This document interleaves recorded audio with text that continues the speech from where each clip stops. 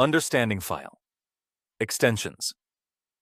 File extensions indicate the type of file and determine which programs can open it. The text extension in /tmp/. Sample text signifies a plain text file. Significance of timestamps.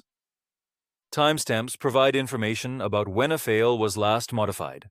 The timestamp 2 John 13, 17, 23, 25, 2026 shows the exact date and time of the last modification.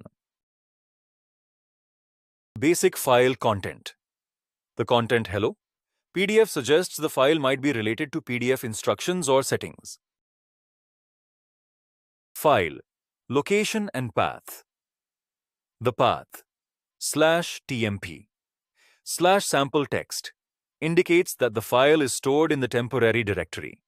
This directory is often used for temporary file storage during software operations. Numeric data in files. The number 1 in the file could represent a setting, a count, or a part of a list. Without additional context, its exact meaning remains unclear.